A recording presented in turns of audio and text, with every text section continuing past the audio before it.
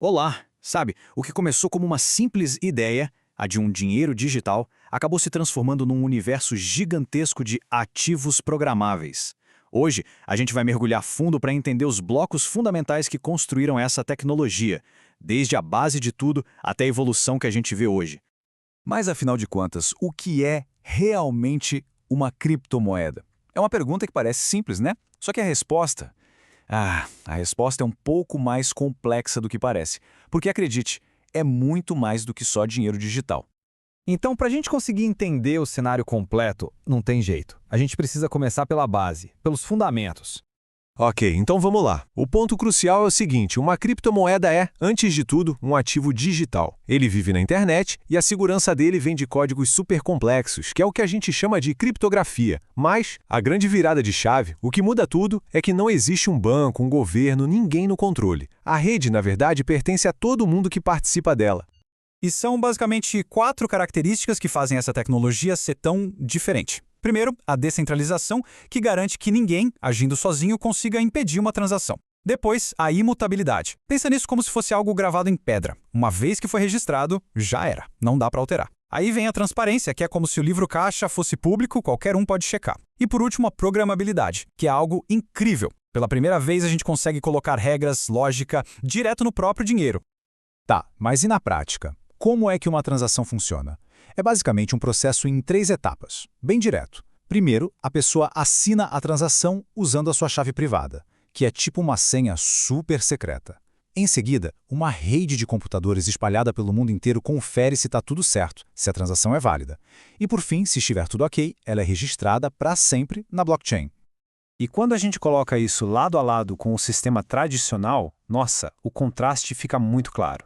De um lado, a gente tem um banco que é centralizado, meio que uma caixa preta, e com acesso restrito.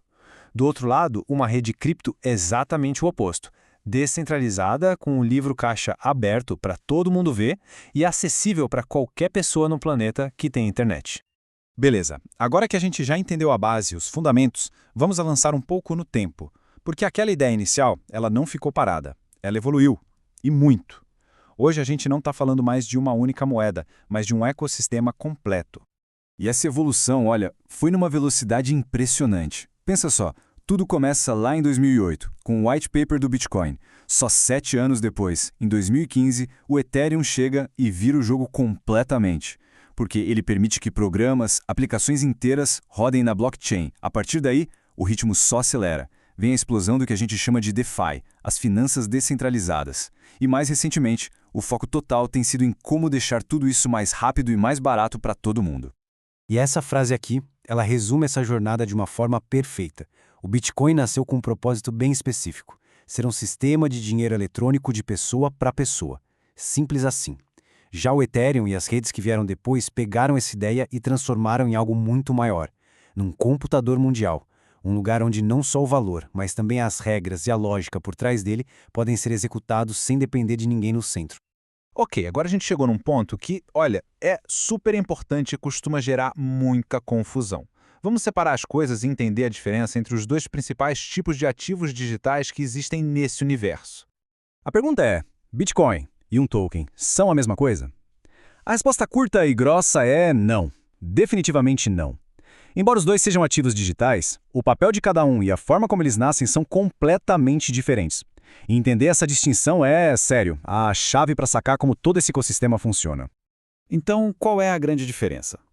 Tá tudo na função e na origem. Pensa na moeda nativa como o Bitcoin ou o Ether como se fosse o combustível da sua própria blockchain. É com ela que se pagam as taxas e se garante a segurança da rede. Já os tokens são construídos em cima dessas redes. Eles meio que pegam carona na segurança da plataforma principal e podem representar, praticamente qualquer coisa. Desde um direito de voto em um projeto até um ativo do mundo real. E esse universo de tokens é de uma diversidade incrível. A gente tem, por exemplo, os tokens de utilidade, que servem como uma chave para acessar um serviço, tem os de governança, que funcionam como um voto para ajudar a decidir os rumos de um projeto, existem as stablecoins, que foram criadas para tentar manter um valor estável, geralmente pareado com o dólar, e tem até os security tokens, que são representações digitais de ativos do mundo real, como uma ação de uma empresa. Então, se a gente for resumir essa jornada toda, é basicamente isso. A tecnologia saiu de uma ideia de dinheiro digital e evoluiu para um ecossistema gigantesco de ativos programáveis. Instrumentos onde as regras do jogo são escritas em código e executadas automaticamente pela própria rede, sem intermediários. E tudo isso, claro, nos deixa com uma grande pergunta para o futuro. Se o valor e as regras que controlam esse valor podem ser programados, podem ser automatizados, qual que vai ser o próximo capítulo dessa história? A verdade é que as possibilidades estão só começando a ser exploradas.